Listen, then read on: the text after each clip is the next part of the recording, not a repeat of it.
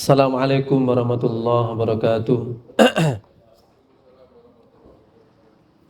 Innal hamdalillah nahmaduhu wa nasta'inuhu wa nastaghfiruh wa na'udzu bihi min shururi anfusina wa min sayyiati a'malina. May yahdihillahu fala mudhillalah wa may yudlil fala hadiyalah. Asyhadu an la ilaha illallah wa asyhadu anna Muhammadan abduhu wa rasuluh. Allahumma salli ala Muhammad wa ala ali Muhammad amma ba'd. Ayyuhal mu'minuna rahimakumullah, usikum wa iyaya nafsi bitaqwallah. Faqad fazal muttaqun haitsu qala ta'ala ya ayyuhalladzina amanu taqullaha haqqa tuqatih wa la tamutunna illa wa antum muslimun. Ya ayyuhalladzina amanu taqullaha wa qulu qawlan sadida yuslih lakum a'malakum wa yaghfir lakum dhunubakum wa may yuti'illaha wa rasulahu faqad faza fawzan 'azima. Muslimin muslimat rahimakumullah, alhamdulillah, puji dan syukur kita panjatkan kehadirat Allah Subhanahu wa taala atas limpah nikmat dan karunia-Nya. Pada siang hari ini Allah pertemukan kita di taman surga, di majelis ilmu dan di taman orang-orang yang hendak mengkaji, berproses, berupaya berada layak di tengahnya tamannya orang-orang yang saleh, sehingga kita bahas kitab Riyadhus Shalihin, taman dari orang-orang saleh. Pada pertemuan kita kali ini sampai di bab yang baru, yakni bab fit taqwa, bab tentang takwa. Qala Allah Ta'ala berfirman, ya ayyuhalladzina amanu taqullaha haqqa tuqatih. Hai orang-orang yang beriman, bertakwalah kepada Allah dengan sebenar-benar takwa. Wa qala ta'ala, firman Allah juga, fattaqullaha mastata'tum. Maka bertakwalah kepada Allah semampu kalian. Wa dil ayah mabniyatun lil muradi minal aula. Wa qala Allah Ta'ala, ya ayyuhalladzina amanu taqullaha wa qulu qawlan sadida. Hai orang-orang yang beriman, bertakwalah kepada Allah dan berkatalah dengan perkataan yang benar. Wal ayatu fil amri bittaqwa katsiratun ma'lumah. Dan ayat-ayat tentang perintah untuk bertakwa banyak dan sudah banyak dimengerti. Wa qala ta'ala, dan Allah Ta'ala berfirman, wa may yattaqillaha yaj'al lahu makhraja wa yarzuqhu min haitsu la yahtasib.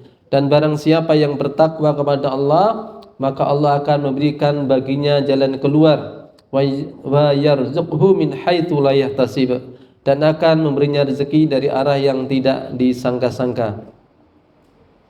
Wa qala ta'ala, Allah Ta'ala juga berfirman, in tattaqullaha yaj'al lakum furqana wa yukaffir 'ankum sayyi'atikum wa yaghfir lakum wallahu dzul fadlil 'adzim. Jika kalian bertakwa kepada Allah, niscaya Allah akan menjadikan untukmu furqan atau pembeda. Wa yukaffir 'ankum sayyi'atikum, dan Allah akan menghapus kesalahan-kesalahan dari kalian.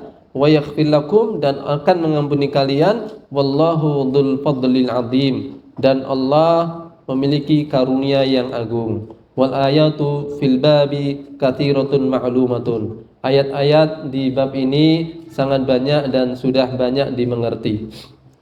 Hadirin yang dimuliakan Allah Subhanahu wa taala, bab takwa ini adalah bab yang ke-6 dari kitab Riyadhus Shalihin. Setelah kita membahas bab al-muraqabah, tentu sebenarnya juga masih ada keterkaitan dengan muraqabah, karena takwa itu dia menjalankan perintah, meninggalkan larangan, juga disertai pengawasan Allah, merasa diawasi oleh Allah.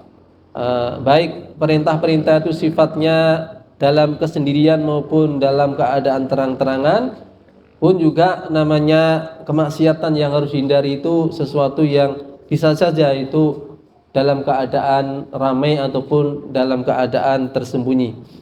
Maka tuntutan takwa ini sekaligus juga menjadi penguat untuk kita senantiasa bermuraqabah kepada Allah Subhanahu wa taala. Hadirin yang dimuliakan Allah Subhanahu wa taala, beberapa ayat dinukil oleh Imam Nawawi di dalam bab ini bagian-bagian awal tentang perintah untuk bertakwa. Ya ayyuhalladzina amanu taqullah, ya, fattaqullaha mastata'tum. Ya ayyuhalladzina amanu taqullah dan yang lain-lain. Kemudian ayat-ayat berikutnya tentang apa yang didapat oleh orang-orang yang bertakwa kepada Allah. Allah akan berikan jalan keluar, Allah akan jadikan furqan, Allah akan ngasih rezeki dari arah yang tidak disangka-sangka, Allah akan hapus kesalahan-kesalahannya, Allah akan ampuni, ya. Dan berikut ayat-ayat yang lain masih banyak yang tidak disebutkan di sini. Maka untuk membahas dari sisi ayat tentang bab takwa, mungkin satu ayat yang akan kita bahas, ya. Yang di sana ada perintah bertakwa berikut aplikasinya. Di antara surat Al-Hasyr yang Allah firmankan, ya ayyuhalladzina amanu taqullaha wal tanzur nafsum ma qaddamat lighad wattaqullaha innallaha khabirum bima ta'malun. Ini juga masih ada kaitan dengan materi sebelumnya tentang muraqabah. Dan juga ada keterkaitan dengan peristiwa kekinian yang kalau kita nanti lihat bagaimana muayasyah ataupun aplikasi para sahabat radhiyallahu anhum ketika memperhatikan ayat ini, maka kita juga bisa ambil inspirasinya apa yang harus kita lakukan dalam situasi seperti hari ini. Ya ayyuhalladzina amanu taqullah, wahai orang-orang yang beriman kepada Allah, bertakwalah kepada Allah. Wal tandur nafsum ma qaddamat lighad, dan hendaklah masing-masing diri melihat apa yang sudah disiapkan untuk esok hari. Wattaqullah, kemudian ditekankan lagi, dan bertakwalah kepada Allah. Innallaha khabirum bima ta'malun, sesungguhnya Allah Maha mengetahui apa yang kalian kerjakan. Ayat ini bisa dibaca oleh Rasulullah. Jadi suatu kali ada rombongan orang-orang dari Bani Mudhar yang mereka berhijrah kepada Rasulullah, sekaligus mereka juga jeda di dalam berjihad fisabilillah dalam keadaan sangat memprihatinkan. Mereka pakaiannya compang-camping, tanpa alas kaki, tanpa perbekalan makanan minuman, yang mereka bawa hanya pedang-pedang di pundak-pundak mereka. Ketika itu datang kepada Rasulullah saat hampir adzan zuhur, hingga kemudian ketika itu adzan dikumandangkan, saat sudah masuk Bilal diperintahkan untuk mengadzaninya, kemudian iqamah agak dipercepat. Setelah selesai sholat, Nabi kemudian berkhutbah. Itu yang disebut dengan khutbah aridah. Khutbah karena ada kepentingan khusus, bukan khutbah ratibah, bukan khutbah yang merupakan rangkaian dari suatu sholat tertentu atau ibadah tertentu. Karena ada khutbah yang sifatnya khutbah ratibah. Ada khutbah Jumat, itu khutbah ratibah. Khutbah yang merupakan rangkaian dari sholat Jumat sehingga ada khutbahnya. Ada khutbah Id, nah, itu memang setelah mengerjakan sholat 2 rakaat, kemudian ya rangkaiannya adalah ada khutbahnya. Itu namanya khutbah ratibah. Baik yang sifatnya wajib ataupun yang sunnah, tapi kalau itu menjadi rangkaian dari satu sholat, itu namanya khutbah ratibah. Nah, ini bukan karena sedang sholat Jumat, bukan pula karena sholat gerhana, sholat id dan sebagainya. Beliau berkhutbah karena ada kepentingan yang hendak beliau sampaikan kepada para sahabat radhiyallahu anhum, kepada para jamaah yang hadir di ketika sholat jamaah duhur tersebut. Nabi garis besarnya sebenarnya hendak menyampaikan pesan, lihatlah ini saudara-saudara kalian yang dalam keadaan kesulitan, dalam keadaan memprihatinkan, mereka tidak punya, mereka itu sangat membutuhkan bantuan kalian. Tapi bukan itu yang dikatakan kepada para sahabat, karena Nabi menjaga marwah, menjaga muru'ah, dan menjaga hati para sahabat yang mereka dalam keadaan memprihatinkan tadi, supaya mereka tidak kemudian merasa minder ataupun merasa terlalu dikasihani dan sebagainya, ya. Beliau makanya tidak mengatakan, lihatlah ini saudara-saudara kalian dalam keadaan lapar, dalam keadaan haus, tidak punya pakaian, sangat prihatinkan. Beliau tidak mengatakan itu sama sekali karena khawatir menyinggung mereka, ya. Bahkan ketika tidak bantu pun beliau sangat menjaga hati, sehingga beliau ketika itu mengetuk hati para sahabat radhiyallahu anhum dengan bahasa-bahasa yang sifatnya itu isyarat, gitu ya. Bahasa-bahasa sindiran dan perintah-perintah sifatnya umum.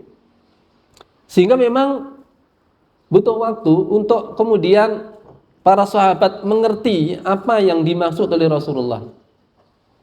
Hingga tidak langsung mereka paham apa yang dimau Rasulullah. Nah, ketika Nabi sampai pada bacaan ayat ini, ya ayyuhalladzina amanu taqullaha wal tanzur nafsum ma qaddamat lighad wattaqullaha innallaha khabirum bima ta'malun.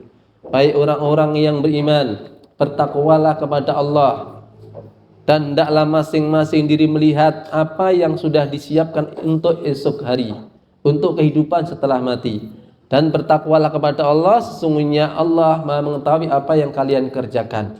Begitu mendengar ayat ini dibaca Rasulullah, ada seorang sahabat Ansar yang kemudian paham dengan kodenya Rasulullah ini, isyarat dari Rasulullah ini. Oh, ini saatnya untuk bersedekah. Bersedekah dalam rangka menyiapkan bekal untuk kehidupan setelah kematian. Karena orang ketika mati itu, di antara yang dia sesali adalah apa-apa yang dulunya selayaknya sudah disedekahkan tapi dia tidak sedekahkan. Maka yang kemudian menjadi penyesalannya sekaligus umniyahnya, angan-angannya sekiranya mereka bisa diundurkan kematiannya supaya sempat untuk bersedekah, ya. Rabbi laula akhartani ila ajalin qarib fa asaddaqa wa akum minas shalihin. Wahai Rabbi, sekiranya engkau undurkan sejenak saja kematianku, niscaya aku akan bersedekah dan aku akan mengerjakan amal soleh. Nah, ini dipahami oleh sahabat Ansar tadi, maka dia minta izin pulang, lalu kembali membawa harta sebanyak yang mampu dia bawa dengan kedua tangannya. Ya. Duit dibawa, barang berharga dibawa, sampai ketika itu dia itu hampir tidak mampu membawanya atau memang nyaris tidak mampu. Sampai dia harus sesekali berhenti di jalan, membetulkan cengkramannya, ya. Kemudian dia bawa lagi, kemudian hampir melorot lagi, dia harus berhenti, dia betulkan cengkramannya lagi, sampai kemudian dihadapkan kepada Rasulullah Sallallahu Alaihi Wasallam. Nah, menariknya adalah begitu satu orang sahabat ini bersedekah, maka kemudian menginspirasi sahabat yang lain. Yang hadir ketika itu kemudian berbondong-bondong, utamanya sahabat Ansar, karena ketika itu yang sudah punya kekayaan dan sudah mapan itu orang-orang Ansar, ya. Mereka kemudian berbondong-bondong bersedekah, ya. Sampai dalam waktu singkat sudah terkumpul dana yang sangat banyak, tumpukan bahan pakaian, tumpukan bahan makanan, hingga kemudian Nabi memberikan apresiasi kepada sahabat pertama yang menginspirasi tadi. Beliau kemudian bersabda, man sanna fil islami sunnatan hasanah falahu ajruha wa ajrul ladzi man amila biha ba'dahu. Barang siapa yang mempelopori satu kebaikan di dalam Islam, maka baginya pahala dia dan pahala orang-orang yang mengikuti jejaknya. Nah, maka banyak sebenarnya pelajaran yang bisa kita ambil di sini. Lalu kita kaitkan dengan hari ini, anggaplah meskipun tidak ada orang yang datang di majelis ini, tidak ada yang datang ke Indonesia dengan penampilan ataupun dengan penampakan yang tadi sangat memprihatinkan, ya. Mungkin kita tidak bisa melihat langsung dengan jarak yang dekat, tapi kita tidak bisa menghindar setelah memang informasi-informasi valid itu sampai di telinga kita, sampai di handphone kita, sehingga kita bisa meyakini berita-berita itu benar tentang apa yang terjadi atas saudara-saudara kita, ya, utamanya di Palestina, wabil khusus di Gaza. Kita melihat mereka, ya, mendengar juga informasi tentang mereka, ya, dan bahkan kemudian informasi-informasi itu tidak pakai sindiran lagi karena sudah sangat jelas, sangat nyata, dan mereka betul-betul sangat membutuhkan, ya. Makanya selayaknya kita kemudian juga ada aksi, ada upaya-upaya yang kita mampu, bagaimana kita bisa membantu saudara-saudara kita yang berada di Palestina, ya. Maka ya untuk acara-acara yang dekat mungkin kita bisa menjangkau, bagus kita kita hadiri, ya. Kita bisa bersedekah dengan harta kita, bisa menyebarkan informasi, ya. Juga siapa tahu yang punya kemampuan bahasa Inggris yang baik, ya, bolehlah julid fisabilillah juga boleh, ya. Sekarang ada istilah julid fisabilillah, ya. Julitin tentara Israel karena mereka tuh rapuh banget. Jadi ketika diserang netizen Indonesia tuh langsung stres, gitu ya. Ya, bikin sebanyak mungkin stres mereka itu, ya. Yang punya yang suka julid ini dipakai ini, ya. Karena ternyata terbukti ampuh, ya. Banyak itu yang stres gara-gara itu melawan netizen Indonesia yang suka julid, ya. Nah, ini kali ini ya julitannya pas, ya. Julidnya fisabilillah, ya. Itu cara melemahkan musuh, ya. Benar itu banyak yang stres gara-gara komentar-komentar.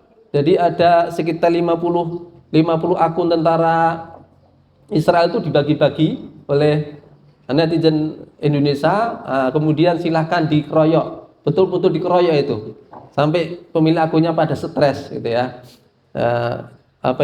Dengar atau mungkin membaca komentar-komentar netizen Indonesia, ya. Ya namanya perang itu ya bagaimana menguatkan kawan, kemudian melemahkan lawan. Apa yang bisa kita lakukan, kita lakukan, ya. Dulu di antara sahabat pun ada yang memang unggulannya di situ, ya. Unggulannya julitin musuh, gitu loh, ya. Sampai musuh itu kehilangan keseimbangan mikir, gitu ya. Karena ya mungkin kalimat-kalimatnya yang pedes itu, ya, lebih pedes daripada sambal sendal, gitu ya. Udah sendal dikasih sambal lagi, gitu ya.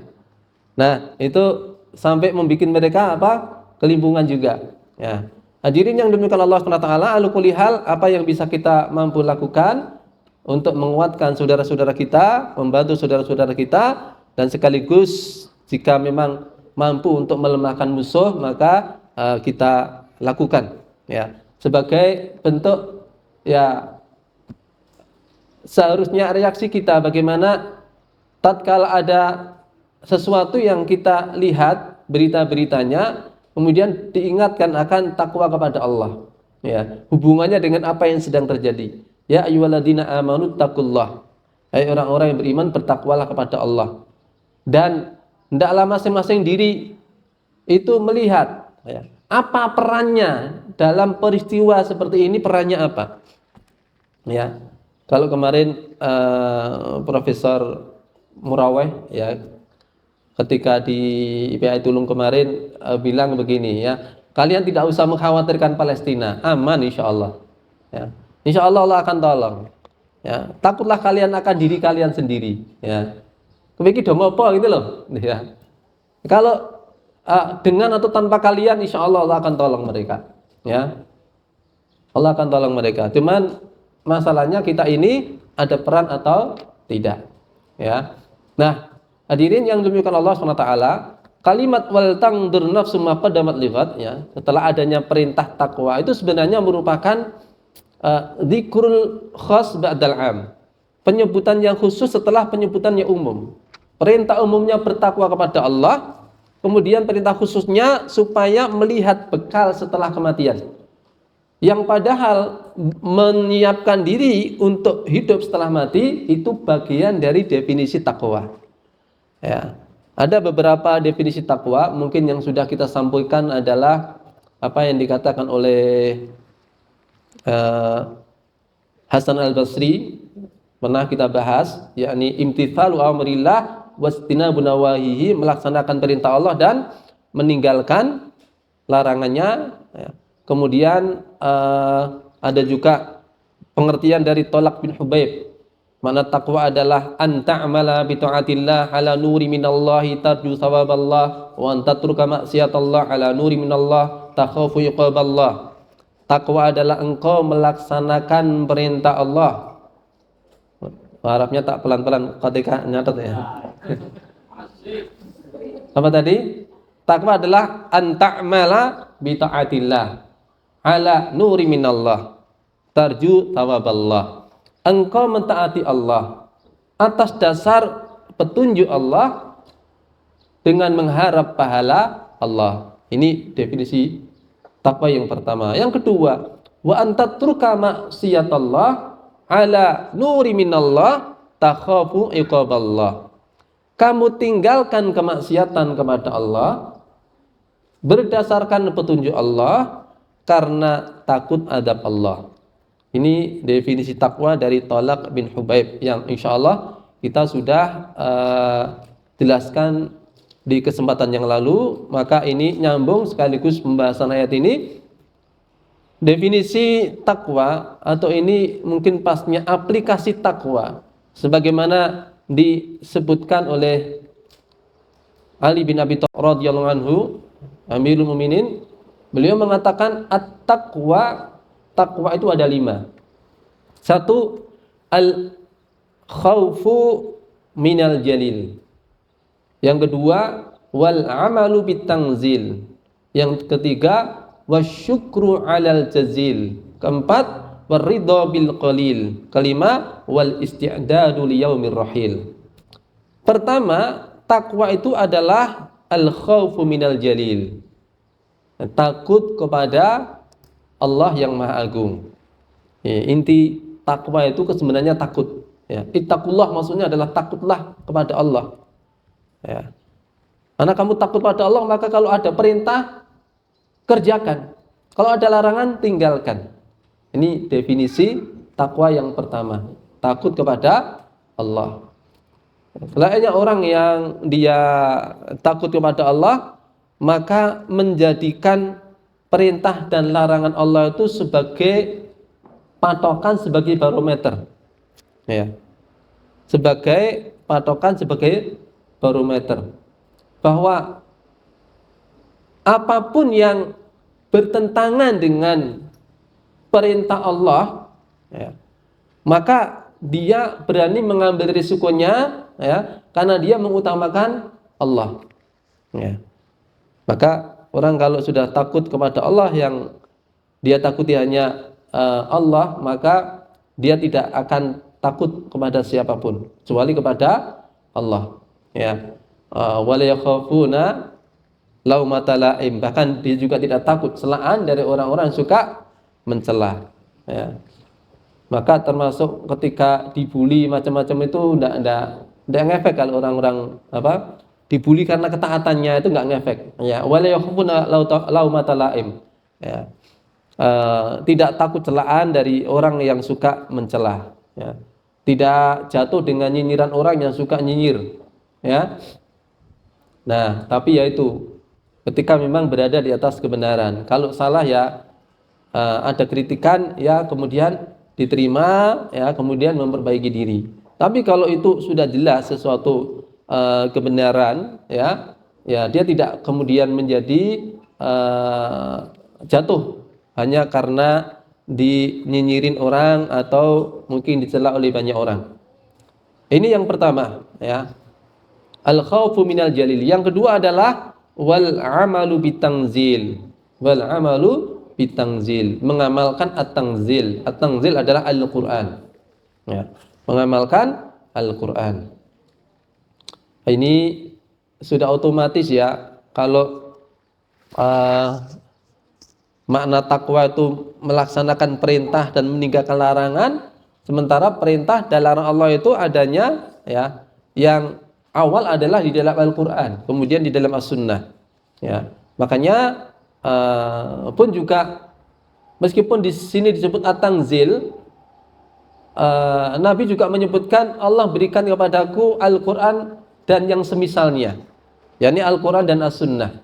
Maka at-tanzil di sini juga bisa masuk hadis-hadis Rasulullah, karena apa yang dikatakan Rasulullah, hadis-hadis Nabi itu seperti yang Allah firmankan, in huwa illa wahyu yuha, ya. Itu juga wahyu dari Allah Subhanahu wa taala, ya. Maka mana wal amalu bitanzil, sekaligus di situ ada tuntutan mengamalkan Al-Qur'an dan As-Sunnah, ya.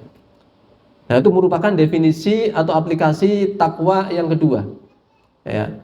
Begitu kita membaca ayat, ya, dulu para sahabat mereka itu mempelajari Quran 10 ayat 10 ayat, menghafalnya 10 ayat 10 ayat. Belum menambah sebelum mempraktekannya, hafal dan mempraktekannya. Maka kalau dulu ada disebut hafal sekian surat, itu sudah luar biasa, karena mereka bukan semata menghafal secara lafaz saja, mereka juga sudah menjaga dengan hati dan juga amal jawarihnya, ya. Jadi 10 ayat sudah luar biasa, ya. Nah, ini seharusnya yang juga kemudian kita lakukan, ya. Jangan sampai kita ini ya sudah biasa membaca ayat-ayat tetapi prakteknya masih sering bertentangan, ya. Sudah sering baca surat Al-Fajr, wal fajr wal layalin ashar, tetapi ya subuh telat gitu loh. Hafal surat Al-Fajr tapi kalau subuh telat, gak jamaah, ya. Apalagi, ya, sudah hafal surat Al-Humazah tapi masih suka membuli dengan kata-kata kotor, ya, kepada sesama saudara muslim. Sudah hafal surat Al-Humazah, ya.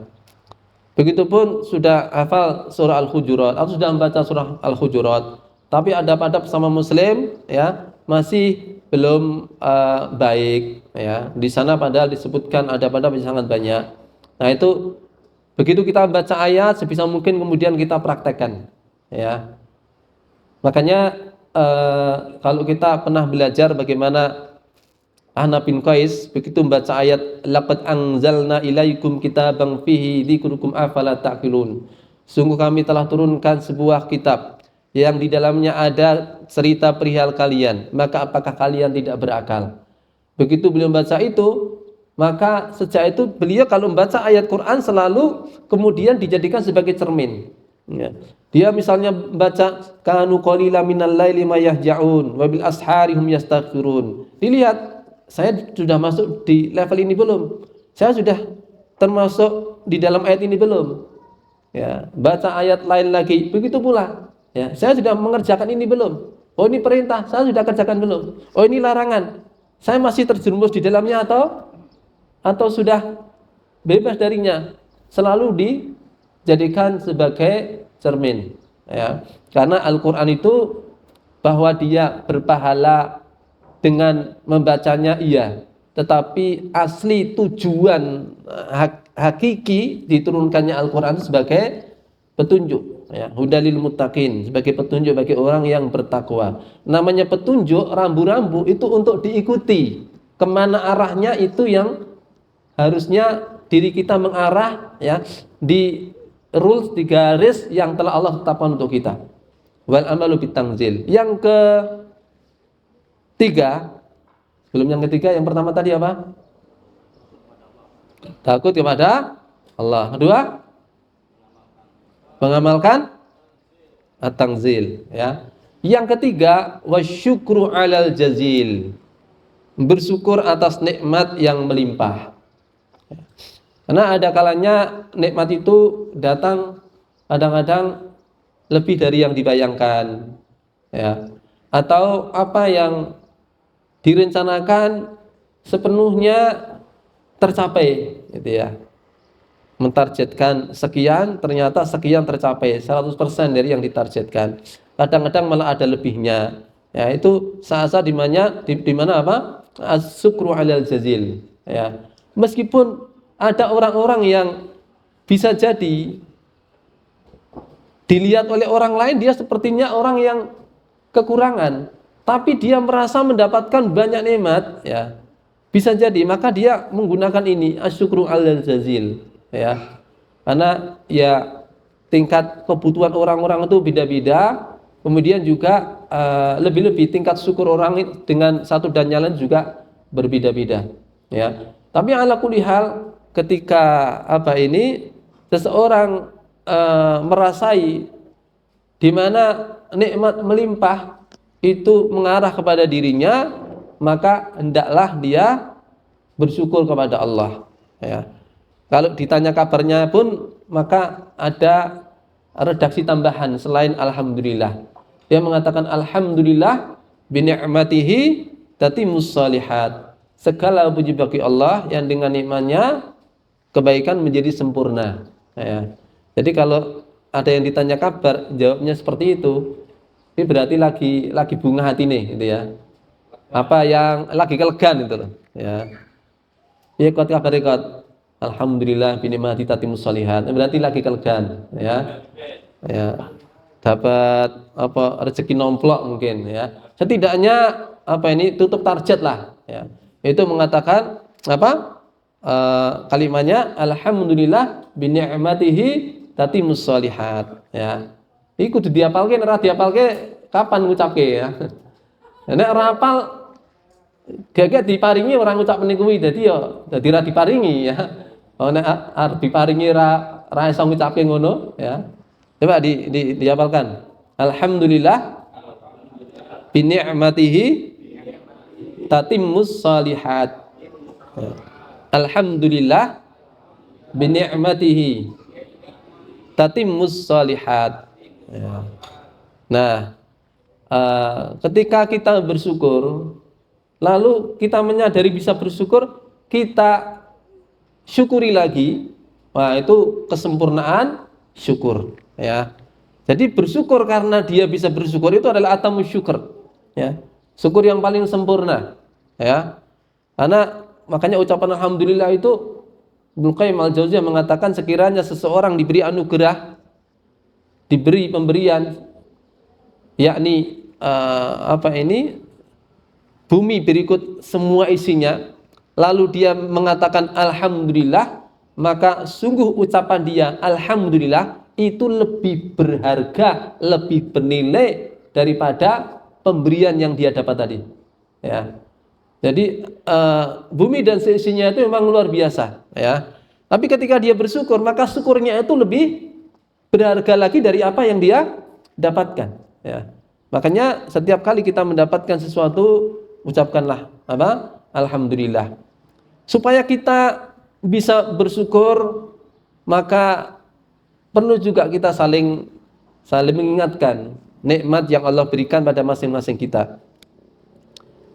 Kita mungkin sudah sering ya mendengar masing-masing saling ingatkan, itu sudah sering, ya, mengingatkan kesalahan teman, ada salahnya, ya, kemudian dia negara yang paling baik dengan empat mata misalnya, ya, karena dia tahu dia sedang khilaf, ya, dikasih tahu pelan-pelan. Kemudian tapi yang kadang juga dilupakan merupakan perkara yang bagus juga, masing-masing kita itu mengingatkan akan nikmat yang ada pada masing-masing. Karena seringkali yang bisa melihat nikmat itu orang yang di luar, ya. Sebagaimana yang melihat aib itu kadang-kadang juga orang luar, ya. Pemain ini ya kadang-kadang malah nggak ngelihat, ya, gesturnya bagaimana dan sebagainya, ya. Kalau yang di luar kan dia bisa cermat gitu, ya. Sisi lebihnya apa, kurangnya apa. Nah, kita juga butuh orang-orang selain diri kita sendiri yang bisa melihat nikmat Allah yang ada pada diri kita, ya. Itu yang dilakukan oleh Sufyan bin Uyainah dan Fudail bin Iyad. Mereka kalau ketemu kemudian saling mengingatkan, ya. Allah kasih nikmat Anda begini, Allah kasih nikmat Anda begini, ya. Anda diberi nikmat begini, ya. Termasuk apa-apa yang orang mungkin ghibtah kepada dia, ya. Yang kadang dia itu tidak nyadar dia dapat nikmat yang orang lain sebenarnya pengen seperti dia, tapi dia tidak nyadar, ya. Karena kalau nikmat itu lagi nempel itu kadang-kadang orang nggak ingat, ya. Orang nggak ngeh, Kalau hilang baru nyari gitu loh. Baru merasa kehilangan, ya. Begitu nempelnya itu kadang-kadang tidak ingat, ya. Maka butuh orang lain untuk mengingatkan, ya. Jadi bukan sekedar saling memberitahu kekurangan, tetapi penting juga untuk memberitahu tentang apa yang telah Allah berikan kepada saudara kita, ya. Dan kita juga minta masukan dari sahabat kita, teman kita, ya. Apa sih apa sih yang Allah berikan kepada saya, ya. Supaya kita ingat akan unggulan kita, akan nikmat yang Allah berikan pada kita, ya. Kadang-kadang untuk sampai kepada kalimat, ya, abu'u bi nikmatika alayya, ya, aku mengakui ya Allah akan nikmat yang tercurah untukku darimu.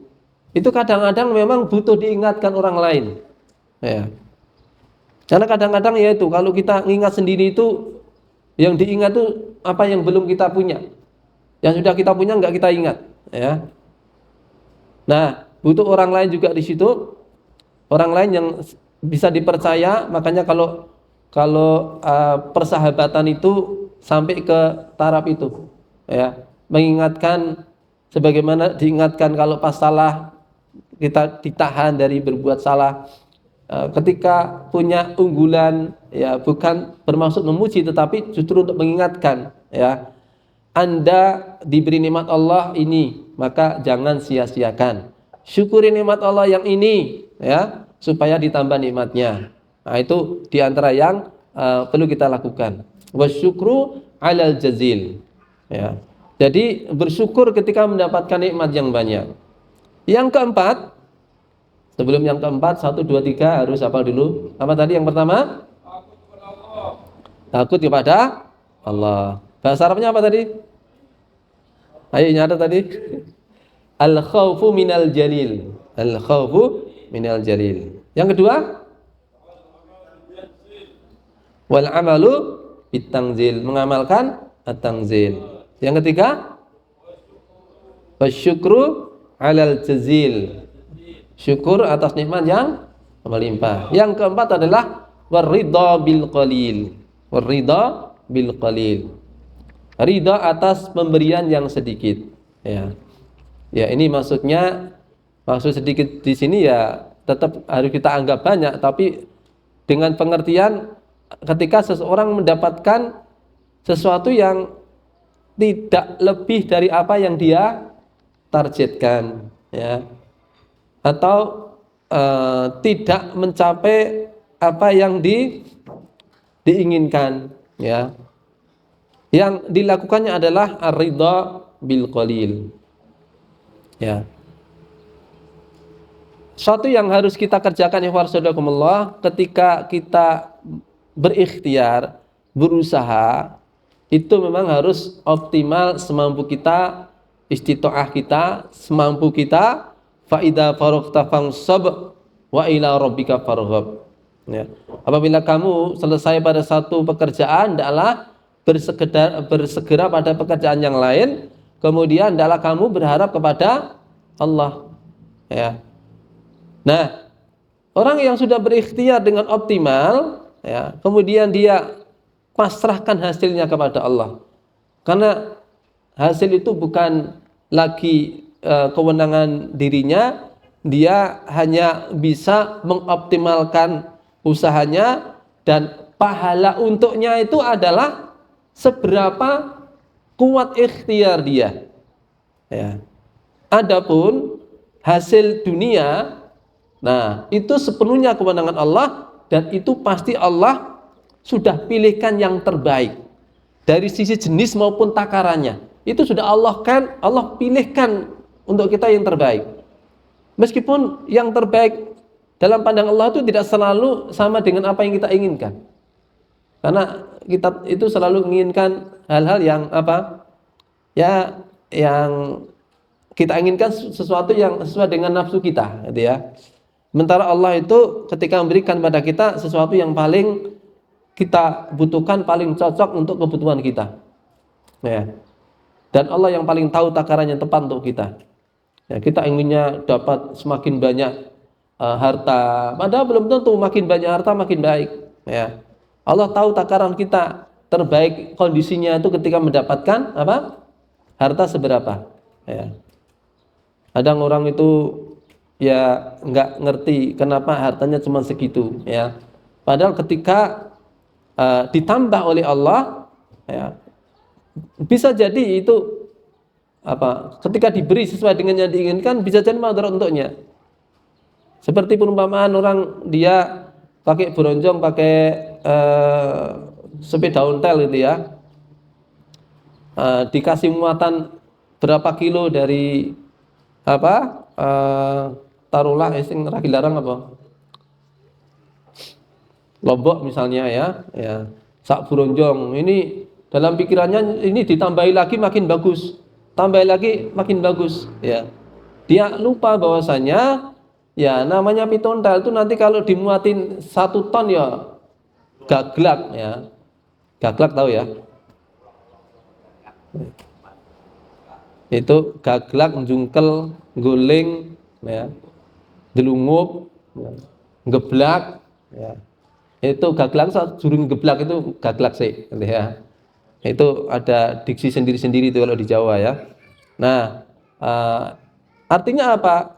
Ya, ketika Allah berikan pada kita sesuai dengan porsi yang Allah kehendaki, itu artinya itu yang semestinya terbaik untuk kita. Maka menjadi terbaik atau tidak tergantung bagaimana kita menyikapinya. Ya, maka sikap terbaik ketika kita mendapati apa-apa yang di bawah apa namanya, di bawah perkiraan kita, di bawah target kita adalah ridho. Itu sikap yang paling baik. Ya, ridho bil qalil. Ya, jadi kita itu mujahadah ketika bekerja, berikhtiar, beramal. Kemudian ridho ba'dal qada, ridho atas keputusan Allah apapun itu, karena itu adalah yang terbaik untuk kita. Ya, ketika Allah memberikan kepada kita sesuai dengan pilihan kita, maka bersyukurlah kepada Allah, karena Allah memberi apa yang sesuai dengan pilihan kita. Tapi ketika Allah berikan pada kita berbeda dengan apa yang menjadi pilihan kita, bersyukurlah 2 kali. Kenapa? Allah memberikan untuk kita apa-apa yang sesuai dengan pilihan Allah. Pilihan Allah lebih baik daripada pilihan kita. Jadi rumusnya ini kita gampang meneng ya. Ayo dipraktekin itu loh ya. Kan begitu sebenarnya rumusannya. Jadi kalau kita diberi oleh Allah bertepatan dengan apa yang kita kehendaki, bersyukurlah pada Allah. Allah ngasih apa yang Anda harapkan. Tapi ternyata kalau Allah berikan pada kita beda dengan apa yang kita harapkan, bersyukur 2 kali, karena Allah berikan untuk kita apa yang sesuai dengan pilihan Allah. Pilihan Allah pasti lebih baik daripada pilihan kita, ya. Jadi kasih sayangnya Allah, ya. Iki nggo kowe iki ora apik sampeyan nggo iki itu loh, ya. Kamu dapat ini. Masa enggak percaya sama pilihan Allah, ya. Maka pilihan yang terbaik adalah pilihan Allah, yang ketika kita mendapatkan sesuatu yang di luar ekspektasi kita itu, hendaknya kita ridha kepada Allah. Apalagi kita yakin bahwa nilai di sisi Allah adalah ikhtiar kita, bukan berapa yang kita dapat. Harta misalnya, bukan nilai berapa nominal yang kita dapat yang akan ditanya, bukan. Ya. Min ainak tasabahu wa fima anfaqahu. Dari mana dia mendapatkannya, untuk apa dia belanjakan. Ini dari sisi ikhtiar, ya. Ikhtiar bagaimana mendapatkan, itu yang dinilai oleh Allah, ya. Makanya tidak usah direwangi pakai cara-cara yang haram untuk mendapatkan, ya. Karena hakikatnya dapat kita, jatah kita itu sudah ditetapkan oleh Allah, ya. Bahkan untuk pirau sudah ada ketetapannya. Tinggal yang sisa adalah Allah nilai. Piye carane jupuk, piye carane golek, terus piye dinggo apa nek wis duwe. Itu aja, ya. Maka fokus kita itu di ikhtiar kita, ya. Fokus kita di ikhtiar kita, sama bagaimana kita mentasarrufkan, ya, ngecake ataupun membelanjakan harta sesuai dengan apa yang Allah kehendaki. Karena nilainya di situ, bukan berapa nominal yang Anda dapat. Ya. Ini tentang waridho bil qalil. Dan yang kelima adalah 1, 2, 3, 4 diulang dulu. 1, takut pada Allah. 2, mengamalkan at-tanzil. 3, mensyukur nikmat yang melimpah. 4, ridha terhadap nikmat yang sedikit. Yang kelima, mau. Tadi sudah sebenarnya ya. Wal isti'dadu liyaumir rahil. Mempersiapkan diri untuk bekal setelah mati. Ya, rahil maksudnya perjalanan panjang setelah kematian. Karena setelah kematian itu perjalanan lebih panjang daripada perjalanan kita, ya. Ketika di dunia itu memang berapa lama, tapi bandingkan dengan di alam barzah, ya. Bandingkan di mahsyar, di yaumul hisab, yaumul mizan, ya, meniti sirat, apalagi dengan surga dan neraka, ya. Jadi di dunia ini sangat-sangat singkat, ya.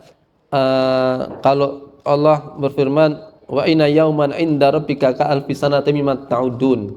Satu hari di sisi Rabbmu, yakni satu hari di akhirat, sama dengan 1000 tahun dalam hitunganmu di dunia. Jadi kalau ada orang yang diberi umur 62 tahun misalnya, itu kalau dikonversikan dengan umur akhirat hanya setara dengan 1,5 jam saja, ya. Hanya 1,5 jam saja kalau umurnya 62 tahun, ya. Nah, makanya sesuai dengan seberapa lama, ya, kita akan melakukan perjalanan, sesuaikan bekalmu. Jangan sampai keliru. Untuk perjalanan yang singkat, ya, arep lunga sedina wah kuwi sangune koper 20 misalnya, kabeh dikebaki, ya. Kuwi ora sempat, ora iso menikmati, malah rekoso lek nggawa, gitu ya. Nah, maka jangan sampai keliru membawa bekal, ya. Untuk masa depan kita di dunia itu ojo terlalu apa istilahnya, ya, ngoyo banget itu loh, ya. Karena hanya sangat sebentar itu loh, ya. Maka prioritaskan bekal-bekal yang kita bawa itu untuk berbekal diri demi untuk perjalanan panjang, ya. Yang sifatnya itu apalagi suatu yang kekal, ya. Maka seberapa banyak bekal yang kita siapkan tergantung perjalanan yang mau kita tempuh, ya. Kalau kita sering dengar, ya, nasihat-nasihat, ya, demi masa depan, bekerjalah di masa depan. Kalau masa depan itu dunia itu remeh-temeh itu. Apa sih masa depan dunia? Masa depan dunia ya tua, ora ono liyane gitu, ya. Dan kalau sudah tua itu juga nggak bisa menikmati segala hal, ya. Walaupun punya duit, tapi awake lek arep seneng-seneng wis ora iso gitu loh, ya. Makanya pahami bahwa masa yang panjang, safar yang panjang itu adalah safar setelah kematian, ya. Safar setelah kematian yang membutuhkan bekal yang sangat banyak, dan di dunia inilah, ya, waktunya kita untuk mengumpulkan bekal hanya untuk akhirat kita, ya. Dan itulah makna dari takwa. Wal isti'dadu liyaumir rahil. Bersiap-siap untuk masa yang panjang kehidupan setelah kematian. Nah, infak sedekah itu diantaranya saja, ya. Tapi semua juga harus kita hitung. Wal tangdur nafsum ma qaddamat lighad. Dalam masing-masing diri kita itu melihat, bercermin. Yakni kalau Ibnu Katsir menafsirkan, ya, yakni hasibu anfusakum qabla an tuhasabu. Beliau menafsirkan ayat wal tangdur nafsum ma qaddamat lighad dengan apa yang dinasihatkan oleh Umar Ibn Khattab dengan kalimat hasibu anfusakum qabla an tuhasabu. Hisablah diri kalian, hitunglah diri kalian di dunia ini sebelum nantinya di akhirat kalian akan dihitung amal-amal kalian. Ya. Maka kalau sudah kita menghitung itu kapan mau menghitungnya, ya semakin sering makin baik. Ya. Jangan nunggu 1 tahun, jangan menunggu tua. Ya. Bahkan selayaknya setidaknya itu yang paling lama itu sehari sekali. Ya. Kita evaluasi sehari sekali. Bekalmu apa toh? 1 hari kemarin kita udah 1 hari ini kita sudah hitung di setiap matahari tenggelam kita sudah hitung. Makanya ini yang disyaratkan seperti Abdullah bin Mas'ud, beliau mengatakan, saya tidak pernah menyesal melebihi penyesalan saya ketika matahari sudah tenggelam, berkurang kesempatan saya sementara pahala saya belum bertambah. Ya. Itu sesuatu yang paling beliau sesali. Ya. Kalau tidak ada nilai plus di hari itu, ya. Kalau tidak ada ahsanu amalan yang dia pecahkan rekornya di hari itu, beliau merasa sangat menyesal. Ya, maka sering saya sampaikan kalau qablal amal ya kita bangun tidur kita rencanakan dengan niatan-niatan shalihah, niat-niat yang baik. Ya, kita ingat bahwa tatkala Allah berikan kita kehidupan itu untuk meraih ahsanu amalan, memecahkan rekor kebaikan. Nanti menjelang tidur atau mungkin sebelum waktu maghrib kita hitung ya kewajibannya sudah tunai belum, kemudian ada ndak perkara haram yang kita kerjakan, kemudian ada ndak hal-hal sunnah yang kita kerjakan. Itu nanti dihitung. Seorang muslim, kata Syekh Abu Bakar Jabal Jazairi, melihat kewajiban sebagai modalnya, yang sunnah sebagai keuntungannya, perkara dosa sebagai kerugiannya. Nanti ditotal ya setiap hari. Sebelum tidur nanti kalau udah ketemu hitungannya, kalau untung misalnya ada kesempatan nambah untung ya dengan 1 halaman mushaf Quran, dengan sedekah atau dengan berzikir. Begitupun kalau misalnya impas, masa enggak mau dapat keuntungan, dia masih sempat menambah keuntungan. Kalau ternyata tekor ya maka dia akan bertaubat ya. Untuk nutup itu kemudian ada tambahan ya yang bisa dikerjakan sebelum dia tidur. Ini yang bisa saya sampaikan, mudah-mudahan bermanfaat. Akhirul kalam, assalamualaikum warahmatullahi wabarakatuh.